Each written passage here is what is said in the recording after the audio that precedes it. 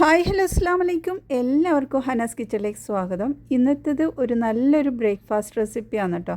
ബ്രേക്ക്ഫാസ്റ്റിനും ഡിന്നറിനും ഒക്കെ യൂസ് ചെയ്യാൻ പറ്റും. അപ്പോൾ ഇതിലേക്ക് നമ്മൾ ഒരുപാട് സാധനമൊന്നും വേണ്ട, പച്ചരി വെച്ചിട്ടാണ് ഇത് ഉണ്ടാക്കുന്നത്. അപ്പോൾ ഇതെങ്ങനെ ഉണ്ടാക്കുന്നത് നോക്കാം. വീഡിയോയിലേക്ക് കടക്കാം.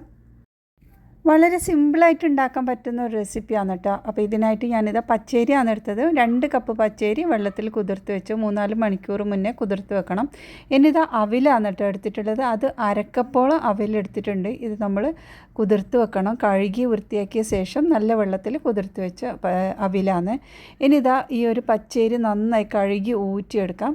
ഇനി നമുക്കിതെല്ലാം കൂടിയിട്ട് നന്നായിട്ടൊന്ന് അരച്ചെടുക്കാം. അപ്പോൾ ആദ്യം നമ്മൾ അവിൽ ഇട്ട് കൊടുക്കാം കേട്ടോ. അവിൽ ഈ ഒരു വെള്ളത്തോട് കൂടിയിട്ട് തന്നെ നമ്മൾ ഇട്ട് കൊടുക്കുന്നത്. അപ്പോൾ ആദ്യം ഒന്ന് നന്നായിട്ട് കഴുകിയ ശേഷം അവിൽ ഞാൻ നല്ല വെള്ളത്തിൽ ഒന്ന് കുതിർത്ത് വെച്ചതാണ്. ഇങ്ങനെ ആക്കണം അവിലെല്ലാം യൂസ് ചെയ്യും. കാരണം അതിലേക്ക് ഒരു സ്മെല്ലുണ്ടാവും, ചില അവിലിൽ കച്ചറ ഉണ്ടാവും. അതിലൊക്കെ പോയിട്ട് നല്ല വൃത്തിയാക്കിയതിന് ശേഷം നമുക്കൊന്ന് അരച്ചെടുക്കാൻ പറ്റും. അപ്പോൾ ആദ്യം ഞാൻ ഇതിലേക്ക് നമ്മൾ കുതിർത്ത് വെച്ച ആ ഒരു വെള്ളത്തിൽ തന്നെ നന്നായിട്ട് അരച്ചെടുക്കുക. ഇതിലേക്ക് വേറെ വെള്ളമൊന്നും ആവശ്യമില്ല കേട്ടോ. വേറെ വെള്ളം ഒഴിക്കരുത്. അപ്പോൾ ഞാൻ അവിലിതാ നന്നായിട്ട് അരച്ചെടുത്തിട്ടുണ്ട്. വെള്ളത്തിൻ്റെ അളവ് എന്ന് പറഞ്ഞാൽ നമ്മൾ ആ ഒരു അവിൽ കുതിർന്ന് കിട്ടാൻ വേണ്ട അത്രയും വെള്ളമാണ് എടുത്തിട്ടുള്ളത്. വേറെ വെള്ളം ഒഴിക്കുന്നില്ല.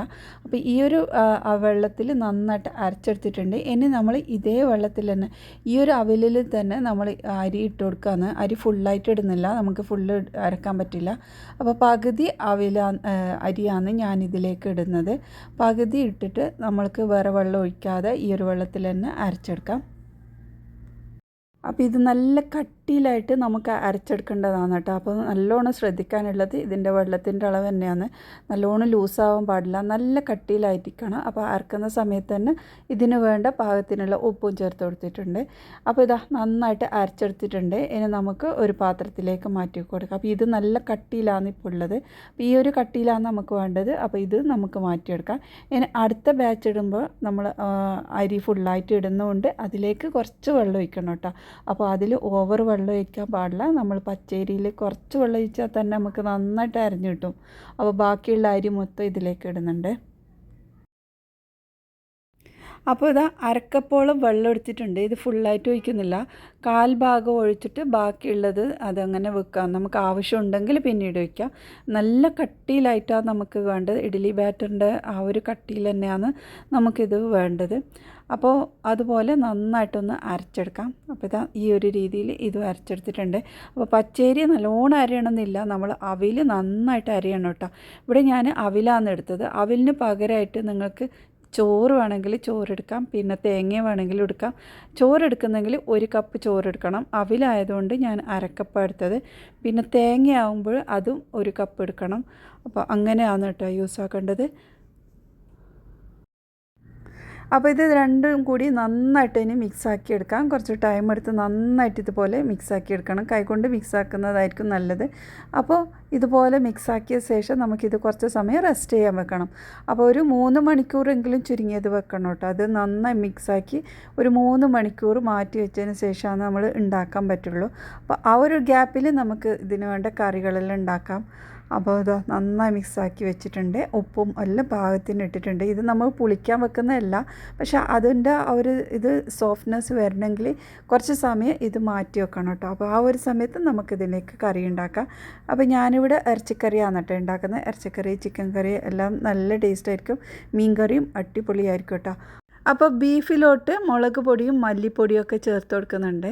അപ്പോൾ ബീഫ് കറി ഉണ്ടാക്കുന്നതൊക്കെ ഞാൻ ഒരുപാട് വീഡിയോസിലൊക്കെ കാണിച്ചതാണ്. അതുകൊണ്ട് തന്നെ ഇതിൽ ഡീറ്റെയിൽ ആയിട്ട് പറയുന്നില്ല, എന്നാലും കുറച്ച് ടിപ്സും കാര്യങ്ങളൊക്കെ ഞാൻ പറയാം. ഞാൻ ഉണ്ടാക്കുമ്പോൾ നല്ല കട്ടിയിൽ നല്ലൊരു കൊഴുപ്പുള്ള ഒരു ബീഫ് കറീൻ്റെ ആ ഒരു ഗ്രേവി ഉണ്ടാകാൻ വേണ്ടി ഞാൻ നല്ലോണം മല്ലിപ്പൊടി കൂടുതൽ എടുക്കും കേട്ടോ. അപ്പോൾ 2 ടേബിൾ സ്പൂൺ മുളക് പൊടിയാണെങ്കിൽ 4 ടേബിൾ സ്പൂൺ മല്ലിപ്പൊടി എടുക്കും. അപ്പോൾ നല്ല കറിക്കെല്ലാം നല്ല കട്ടി ഉണ്ടാവും. അങ്ങനെയാണ് കേട്ടോ ഉണ്ടാക്കുന്നത്. അപ്പോൾ ഇതാ എല്ലാം സാധനം ഇട്ട് നന്നായി മിക്സാക്കി സ്റ്റൗവിൽ വെച്ചിട്ടുണ്ട്. ഇനി ഇതിലോട്ടായിട്ട് നമ്മൾ കുറച്ച് വെളിച്ചെണ്ണ എടുത്തിട്ടുണ്ട്. വെളിച്ചെണ്ണയിലോട്ട് പെരിഞ്ജീരകം ചേർത്തിട്ടുണ്ട്. പിന്നെ അത് ചെറിയ ഉള്ളി എന്നിട്ട് ഇട്ടിട്ടുണ്ട്. പിന്നെ വറ്റൽ മുളകും ഇതുപോലെ ഇട്ട് കൊടുക്കുക. അപ്പോൾ പെരിഞ്ജീരകം ഇടുമ്പോഴേ ഉണ്ടല്ലോ നല്ല ടേസ്റ്റാണ് ഇറച്ചിക്കറിക്കൊക്കെ. പിന്നെ ഇതാ കറിവേപ്പിലയും ചേർത്ത് കൊടുക്കുക. കറിവേപ്പിലയൊക്കെ നല്ലോണം ഇട്ട് കഴിഞ്ഞാൽ നല്ല ടേസ്റ്റ് ആയിരിക്കും. ഉണ്ടാക്കുമ്പോൾ ഇടാം, പിന്നെ ലാസ്റ്റായിട്ട് അങ്ങനെയും ചേർത്ത് കൊടുക്കാം. പിന്നെ പെപ്പറും ഒക്കെ ചേർക്കുമ്പോൾ ലാസ്റ്റായിട്ട് ചേർക്കുമ്പോഴാണ് ബീഫ് കറിക്ക് ടേസ്റ്റ് ഉണ്ടാവുന്നത്. അപ്പോൾ ഇതുപോലെ നന്നായിട്ടൊന്ന് മിക്സ് ആക്കിയ ശേഷം നമുക്കിതിലേക്ക് ചേർക്കാം. പിന്നെ ഞാനിതിലേക്ക് ഗരം മസാല അല്ലെങ്കിൽ ബീഫ് മസാല അങ്ങനെയും ചേർക്കാറുണ്ട്. പിന്നെ നമ്മൾ അവസാനമായിട്ട് നമ്മൾ ഇത് സെർവ് ചെയ്യുന്ന സമയത്തുണ്ടല്ലോ, പച്ചമുളകും കുറച്ച് സവാളയും അതിൻ്റെ മുകളിലോട്ട് ഇങ്ങനെ വിതറി കൊടുത്താൽ അതിൻ്റെ ഒരു സ്മെല്ല് വേറെ തന്നെയാണ്. അപ്പോൾ അങ്ങനെയും ചെയ്ത് കൊടുക്കാം. അപ്പോൾ ഇതുപോലെ എല്ലാം വഴറ്റിയ ശേഷം ഞാനിതിലോട്ട് ചേർക്കുന്നത്, ഇത് ലാസ്റ്റായിട്ടാണ് കേട്ടോ, നമ്മുടെ ബീഫെല്ലാം വെന്തതിന് ശേഷമാണ് ഈ ഒരു മസാല ചേർക്കുന്നത്. അപ്പോൾ ഇതാ ബീഫ് കറിയൊക്കെ ഇവിടെ റെഡി ആയിട്ടുണ്ട്. കുറച്ച് ഗ്രേവിയോട് കൂടിയിട്ടുള്ള ബീഫ് കറിയാണ് കേട്ടോ ഞാനിവിടെ ഉണ്ടാക്കിയത്.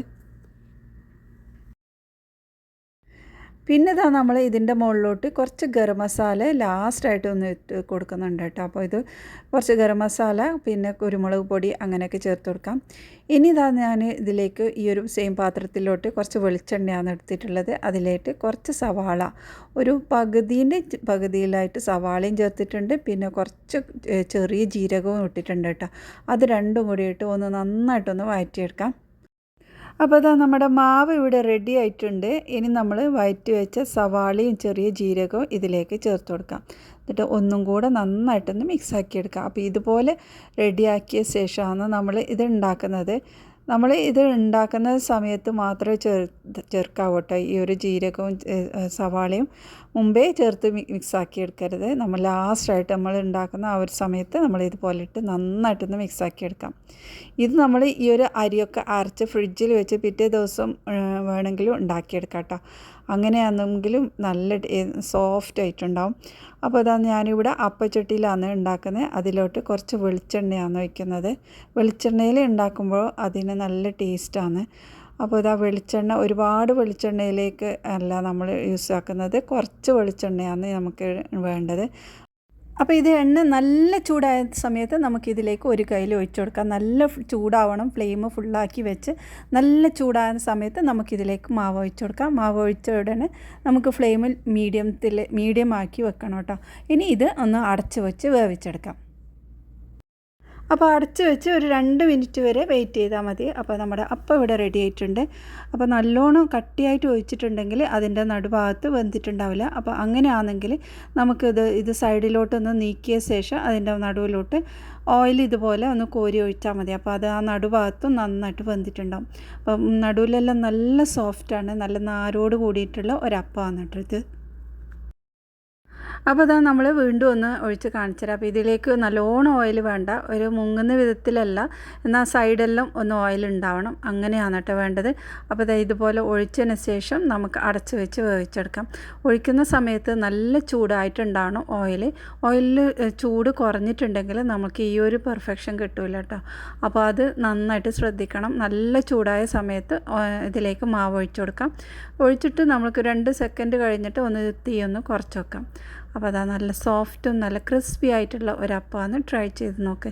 ഇതിൻ്റെ കൂടെ നല്ലൊരു ഗ്രേവിയോട് കൂടിയിട്ടുള്ള കറികളായിരിക്കും നല്ല ടേസ്റ്റ് കേട്ടോ. അപ്പോൾ ഇന്നത്തെ ഈ റെസിപ്പി നിങ്ങൾക്ക് ഇഷ്ടമായിട്ടുണ്ടാകുമെന്ന് വിശ്വസിക്കുന്നു. ഉണ്ടാക്കിയെടുക്കാൻ നല്ല എളുപ്പമാണ്. തലേദിവസം അരച്ച് ഫ്രിഡ്ജിൽ വെച്ച് കഴിഞ്ഞാൽ തന്നെ നമുക്കിത് ഉണ്ടാക്കിയെടുക്കാൻ പറ്റും. ആ ഒരു നേരം തന്നെ അരക്കണമെന്നില്ല. അപ്പോൾ പിന്നെ ഗ്രേവിയോട് കൂടിയിട്ടുള്ള നല്ലൊരു കറിയും കൂടി ഉണ്ടെങ്കിൽ അടിപൊളിയാണ് കേട്ടോ. അപ്പോൾ ഇതിന് തേങ്ങ അരച്ചിട്ടുള്ള കറിയൊക്കെ നല്ല ടേസ്റ്റ് ആയിരിക്കും. അപ്പോൾ ഇതുപോലെ ഉണ്ടാക്കി നോക്കിയിട്ട് നിങ്ങളുടെ വലിയൊരു അഭിപ്രായം അറിയിക്കണേ. നല്ല നാരോട് കൂടിയിട്ടുള്ള ഒരു അപ്പമാണ് കേട്ടോ. അപ്പോൾ ഇന്നത്തെ റെസിപ്പി ഇഷ്ടമായിട്ടുണ്ടെങ്കിൽ ഒന്ന് സപ്പോർട്ട് ചെയ്യണേ. ഇനി അടുത്ത നല്ല റെസിപ്പിയുമായി വീണ്ടും വരാം. ബായ്.